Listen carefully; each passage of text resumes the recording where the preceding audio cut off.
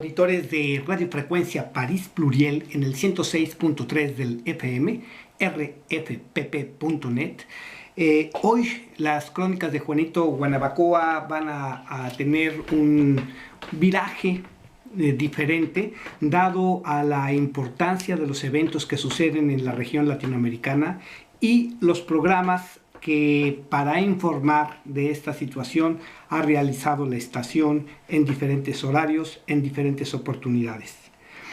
Es difícil presentar un panorama de algo que es dinámico y que evoluciona de acuerdo a cada característica del factor que interviene, de los países donde se suceden los hechos, pero voy a tratar de hacer una semblanza general a cierto momento que estamos viviendo ahora, que son los eventos últimos en los países como Argentina, como Chile, como Ecuador, como en Haití, y lo que está sucediendo de esto a través de lo que se da en México.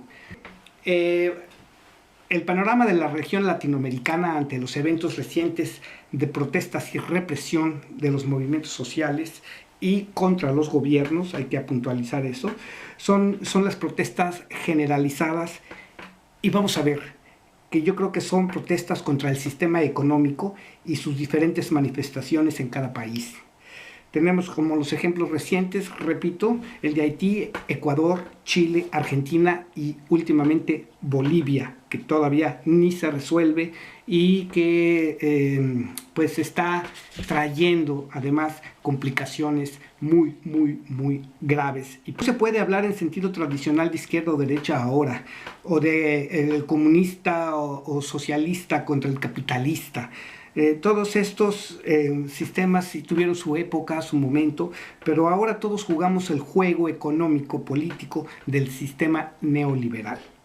Así es que este sistema que se ha impuesto en el planeta tiene como actor principal el capital financiero.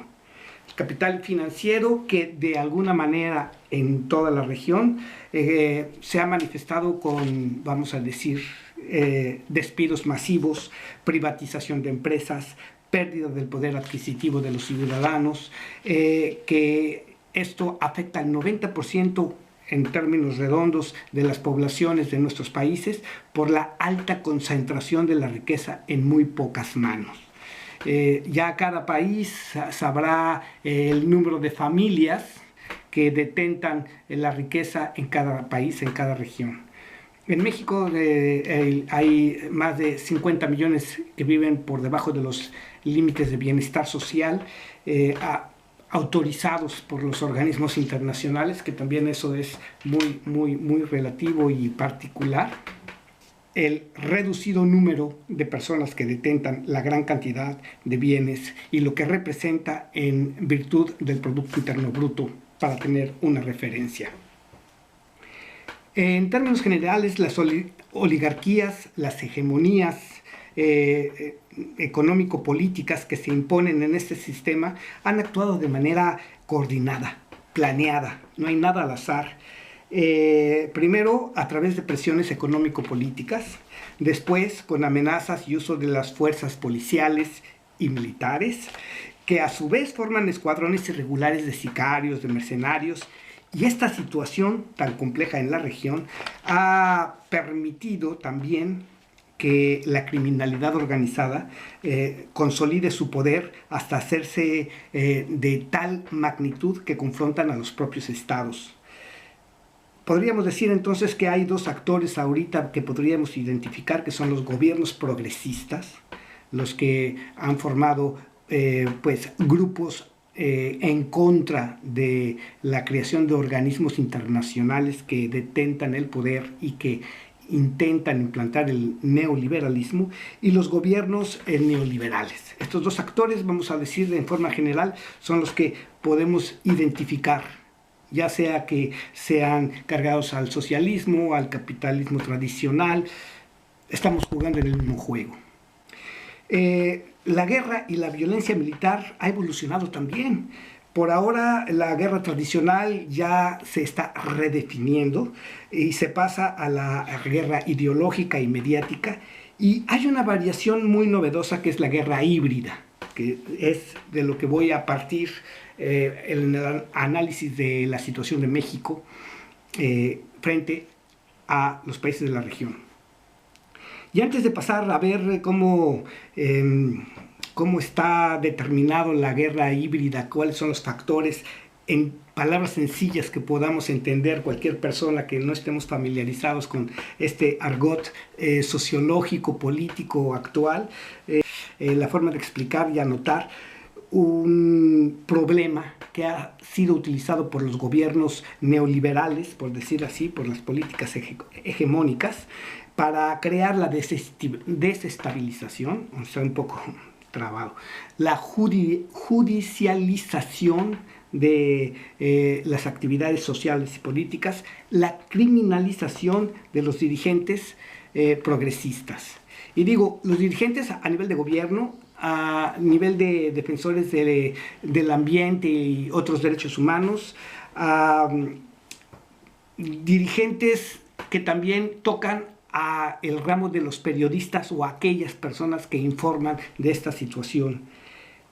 Estos problemas son la corrupción y la impunidad. Cuando sucede un acto de corrupción, Odebrecht o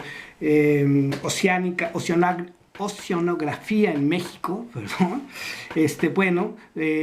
se toma eso para decir que denostar a los actores políticos, hacer acusaciones a través de medios de información que no hacen más que servir al capital. ¿Por qué? Porque lo vemos, por ejemplo, en Brasil, acusaciones que incluso condenaron antes de cualquier tribunal a los actores políticos, me refiero a Lula, a Dilma. En México ha pasado también así, y bueno, la judicialización es un problema que hemos tenido ahora para que a través de la cárcel preventiva se retiren de circulación, por decirlo entre comillas, a estos dirigentes o a cualquier persona que sea considerada un estorbo para la imposición de las políticas neoliberales. En la cuestión de los ambientes, para la explotación minera a cielo abierto, para todo el envenenamiento que se causa. Si hay envenenamiento y corrupción, no hay evolución, no hay desarrollo. Se justifican desde asesinatos hasta derrocamientos con golpes de Estado que también presentan una evolución. Ya tenemos que el golpe suave, el golpe mediático, el golpe económico, el golpe de Estado, que es el tradicional a través de la intervención de militares y la imposición de estados de excepción y levantamiento de los cumplimiento de los derechos de los ciudadanos. Todo esto es verdaderamente complicado para explicar, pero voy a referir ejemplos a partir de análisis de eventos de la región y su manifestación en México, porque en México también lo estamos viendo con esta importancia que tenemos de estar en el vecindario inmediato de los Estados Unidos, pues somos los receptores de las políticas de amenazas, por ejemplo, de imposición de políticas neoliberales. Trump nos amenaza y dice que si no paramos los flujos migratorios que van a los Estados Unidos, pues nos impone una serie de aranceles y sanciones económicas a nuestros productos. Bueno, ¿qué es lo que hace cualquier gobierno? Pues deja lo que se está llevando de manera pues evolutiva normal y se dedica a atacar los problemas para evitar entonces en un momento dado que estos crezcan en gravedad y se pierda el control del país. El ejemplo clásico fue la reacción ante parar la corriente migratoria. Nos enfrentó a problemas que se están resolviendo y que se están llevando a cabo estrategias a veces fallidas, a veces correctas, como la creación de la Guardia Nacional, la pues reorganización de los sistemas policiales, y a su vez desde adentro pues tenemos que la guerra al narcotráfico. No puede pararse la gran cantidad de muertos por este tipo de violencia, porque hay dos factores. o atacamos de manera reactiva a las personas que tienen armas y que están ya tomando posesión real de áreas en el país, o los dejamos así y pactamos, y son cosas que están en una contradicción constante. Y bueno, pues vemos que este recrudecimiento de estrategias y de planes para controlar y acotar los carteles criminales, bueno, pues sigue siendo violenta, hay confrontaciones y habrá más muertos. No porque se quiera hacer, se trató de evitar, por ejemplo, en el reciente hecho en Culiacán, una serie de medidas que pudieron haber causado la muerte de muchos inocentes. Es difícil tomar una decisión así. Bueno, se tiene todo un equipo que además, pues, falta de coordinación, hay infiltración de la misma criminalidad organizada, hay presiones exteriores que determinan cierto grado de dificultad cuando se quiere, pues, atacar el problema. Todo esto, pues, es el escenario al que nos enfrentamos, y no es nada más decir que hay una teoría conspiratoria a nivel internacional que quiere convertirnos, como he dicho yo de manera coloquial, en manada dominada. Para la guerra híbrida, para explicar y entender mejor, tenemos que tener en vista dos cosas. Los mexicanos nos han criticado por ser individualistas, pero también no es que seamos así. Esto es un mito. Así lo dice el historiador Jesús Soberón. El hecho de que nuestra convicción como mexicanos también la podamos fortalecer en un auténtico nacionalismo, tanto individual, pero con el compromiso de concatenarlo en nuestros núcleos, amistoso, familiar, vecinal, estatal, municipal. Porque de otra manera también se ha criticado mucho al mexicano de su individualismo. Eso es un mito. Hemos sido solidarios, lo somos. De otra manera, pues no sería un país tan requerido, ¿no?, tan solicitado para vivir, para trabajar, para tener aquí su espacio, por tantos miles de extranjeros que aquí diariamente conviven. Pero sí, ciertamente, esta voluntad no basta por sí sola. Es un esfuerzo, yo le llamaría dual, gobierno ciudadano. Y así podemos además aspirar en el corto plazo a que esta equidad, esta igualdad sobre todo, tenga más y mejores mexicanos. Porque de otra manera también esos desequilibrios que produce la riqueza concentrada en pocas manos contra docenas de millones, ¿no?, que están en un estado totalmente precario, pues no, eso no debe continuar. No debe continuar. Es un compromiso moral que tenemos. Entonces estos tres... Y lo explica bien, y todas estas situaciones de cómo es que podemos nosotros atacar o cambiar la situación a partir de ese mito o acusación, o diciendo que somos individualistas, que nos ponemos a través de las políticas de los Estados Unidos en una posición en contra de la región. Bien. Por otro lado, ¿qué factores determinan la guerra híbrida? ¿Qué es en sí mismo la guerra híbrida?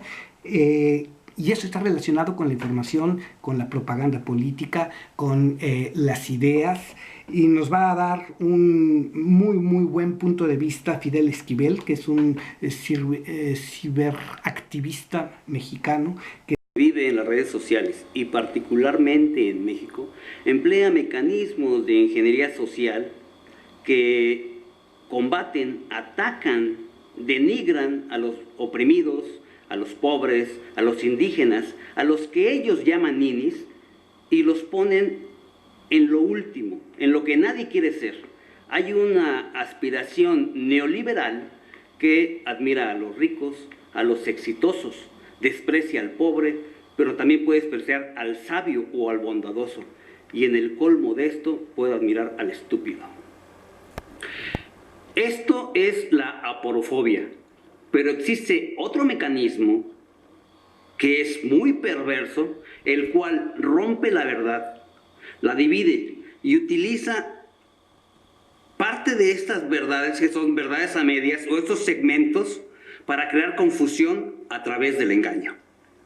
Está pues muy enterado de estas cosas a través de las políticas de gobierno y las manifestaciones en contra del gobierno por este tipo de situaciones. ¿Qué relación tiene con otras teorías sociales la aplicación de una guerra híbrida? También nos lo va a explicar en un momento Fidel Esquivel. Se pretende vulnerar la conciencia a través del engaño y termina por crear desánimo hasta en los proyectos más nobles. Este monstruo de la ingeniería social se llama posverdad y es tan mala que termina en procesos redundantes, la posverdad, de la posverdad, de la posverdad. Un ejemplo de la posverdad es la verdad histórica de los 43 estudiantes de Ayotzinapa. Y aquí ahí viene toda una situación muy compleja, porque hablamos desde las teorías de la realidad líquida de Zygmunt Bauman, por ejemplo, hasta, bueno, cómo se manipula la opinión pública y qué tanto determina la aceptación o no de un modelo económico, de cómo se utiliza también para que desde el ámbito social se criminalice a los dirigentes que, pues, los llamamos progresistas. Lo que en un documental hecho por David Marmolejo, que se llama precisamente La Guerra Híbrida, parte 1 y parte 2, que se acaba de estrenar hace unos días y con el que estamos en comunicación para difundir este trabajo, vamos a ver qué es la relación de México en frente de la región, y vamos a tener, ahora sí que vamos a decir que es un pariente por el apellido, que es homónimo del mío. Vamos a ver lo que nos dice Ricardo Belmont desde Argentina, desde Chile, precisamente con lo que está sucediendo en México, estos ataques de guerra híbrida, las técnicas y lo novedoso, que ahora sí tenemos que decir que en México hay esa novedad. Ha habido dos momentos de novedades, vamos a decir, ideológico-políticas, que han permeado muchas veces otros movimientos en el planeta, que son del 94, la aparición del Ejército Zapatista de Liberación Nacional y ahora el gobierno de Andrés Manuel López Obrador, que también hay algo muy significativo. Es un personaje que ha estado varias veces en la competencia por la presidencia de la República y la logró, como por ejemplo también lo tuvo Lula. En el caso de Lula, un poco más complejo, que al haber dejado el puesto a Dilma como su sucesora, vamos a decir, dentro de la misma línea política, también fue atacada, denostada, destituida. Y bueno, ahora estamos viendo lo que puede pasar con dos clases de personajes, que son los actores políticos y la prensa que informa en Argentina.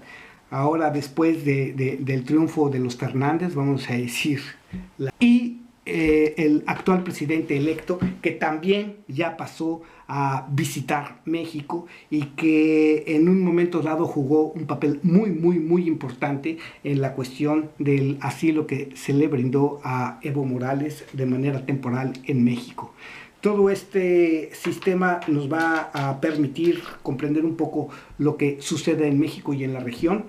Y bueno, los gobiernos progresistas se quedaron en la falta de presencia en esos medios dominantes. Yo pienso que no había que regalarle espacios a ellos.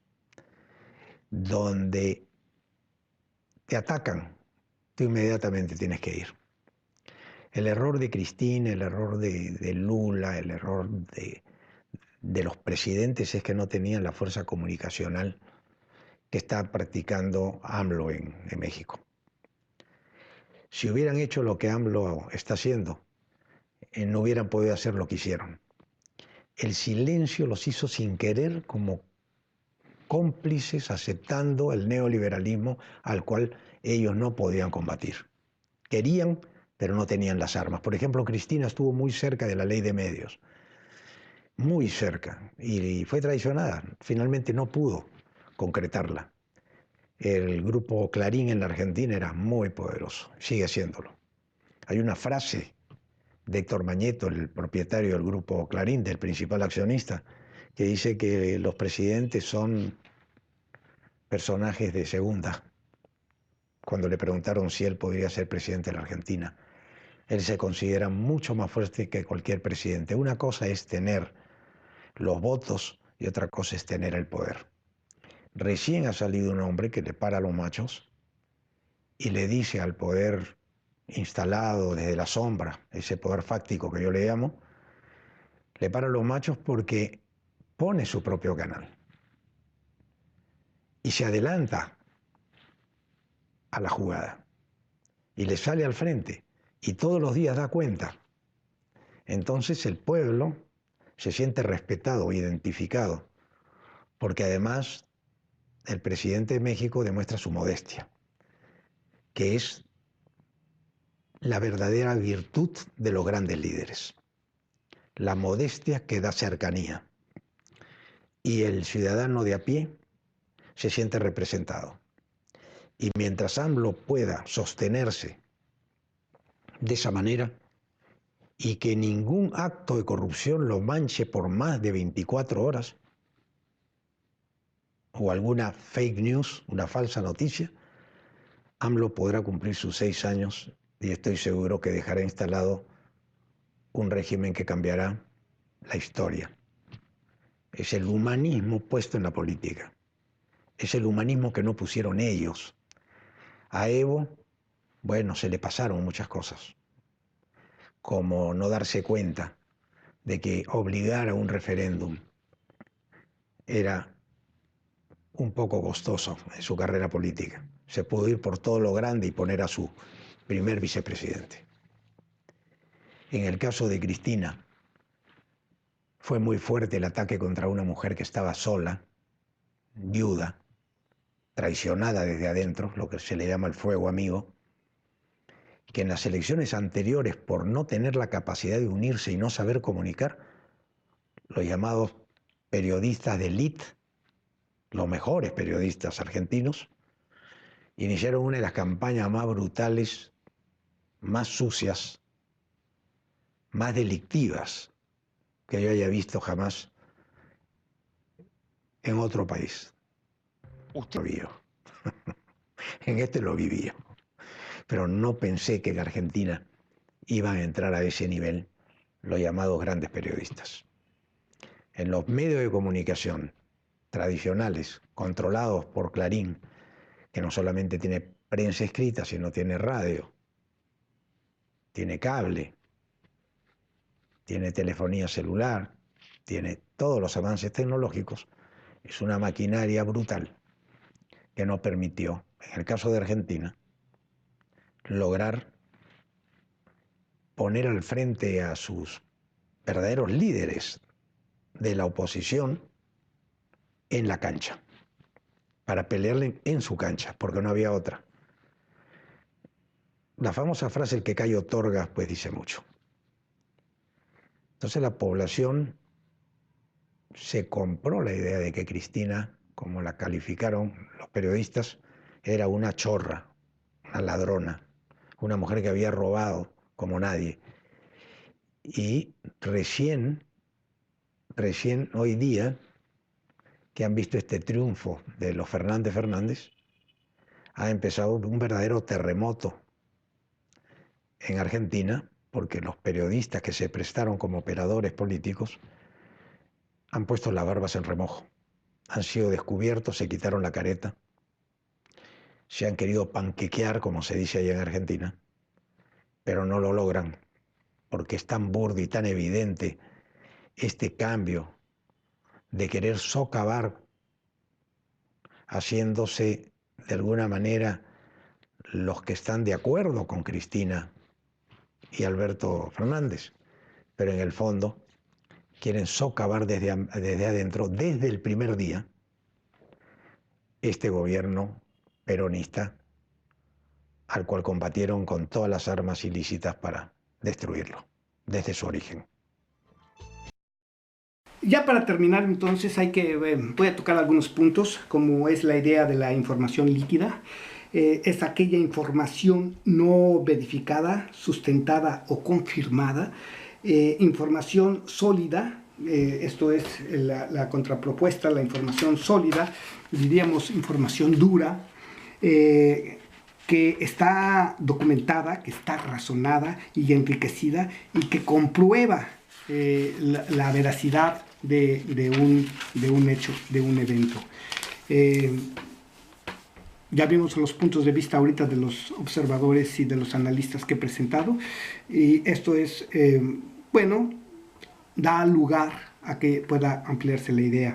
Hay que considerar lo que representan un trabajo y muchas veces difícil, que es las fuentes, la revisión de fuentes, y actuando para la obtención de la información y la generación de la opinión pública.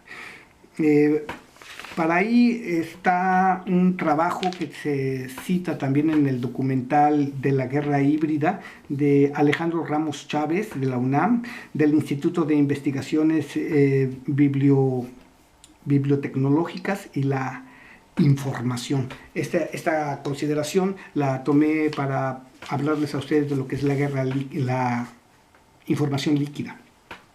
También hay entonces, ya vimos, reporteros quienes informan y que son agredidos, vetados y asesinados. Y bueno, les voy a decir que el día de antier, hace 2 días, acaban de matar a un periodista en el estado de Michoacán por hacer este tipo de denuncias. Los que se convierten en operadores políticos al servicio del capital y grupos del poder, los tenemos por doquier en cada uno de los medios, y esto pues es muy difícil de evitar, y tienen una gran influencia en la gente, y esto implica entonces la responsabilidad social de informarse sobre las fuentes que nos dan los hechos que suceden en nuestro continente. La judicialización, entonces, ya vimos que es la criminalización y condenan a los potenciales enemigos del sistema o de sus intereses por delante, y esto implica en la opinión pública la aceptación o no, o como lo dijo Belmont hace un momento, de hacernos la idea de quiénes son los funcionarios de los gobiernos que se dicen progresistas. Que puede haber muchos problemas de corrupción, sí los hay. Que una persona intervenga o no directamente, esa es una responsabilidad que tiene que ser aclarada en un sistema judicial que dé el debido proceso a el caso, cualquiera que se trate. Y en México y en toda la región tenemos ahorita ese problema. Ha sido el problema al que han enfrentado, por ejemplo, Lula, que fue liberado ahorita, descargado de algunos delitos imputados, que nadie tiene la cola limpia, dicen. Bueno, eso hay que verlo ahí. Lo que sí se apunta es que han sido dirigentes que se han enfrentado a un sistema, como dice Belmont, a veces con armas, a veces sin ellas. En México y la región es una apreciación que nos habla de no sé, una situación más compleja. Estamos junto a los Estados Unidos y ahora se dice que estamos volviendo nuestra vista a la región, al sur. Vamos a ver qué sucede. Lo que sí pasa es que Andrés Manuel López Obrador, con sus mañaneras o constantes informes diarios de lo que sucede en nuestro país, pues ha sido una innovación que vamos a ver en qué termina. Ya lo dijo este analista Belmont, una cosa es tener los votos y otra cosa es ejercer el poder. Y bueno, si está bien o mal el tren bala que va a pasar en México, hay una realidad. Si lo comparamos con Francia, por ejemplo, el sistema ferroviario en México no existe. que es tan necesario para el desarrollo la posibilidad de transportar grandes cantidades de producción por vía férrea, pues esa es una realidad. En México se han encargado de destruir dos grandes empresas nacionales, Ferrocarriles Nacionales y Petróleos Mexicanos. Y esto, bueno, dentro de toda la discusión si es ecológico o no usar trenes, el diésel y todo esto, pues está en la mesa y es lo que vamos a ver. Juanito Guanabacoa seguirá con estas crónicas. Hay mucho que decir, pero para hacerlas en breve tiempo, pues hay que dar estas píldoras. Sí van ustedes a tener toda la información en el sitio oficial de Juanito Guanabacoa, Juanito Guanabacoa, wordpress.com, y en caosenlared.net, Juanito Guanabacoa. También en YouTube, en Super Bonfly, es el sitio donde se pone cada uno de los programas y emisiones que se hacen aquí en Radio Frecuencia París Pluriel. Y bueno, por lo pronto, ahora continuamos con la emisión correspondiente a este domingo 12 de enero, en lo que vamos a hacer de tipo musical con nuestros invitados. Juanito Guanabacoa, Radio Frecuencia París Pluriel, 106.3 FM, a París.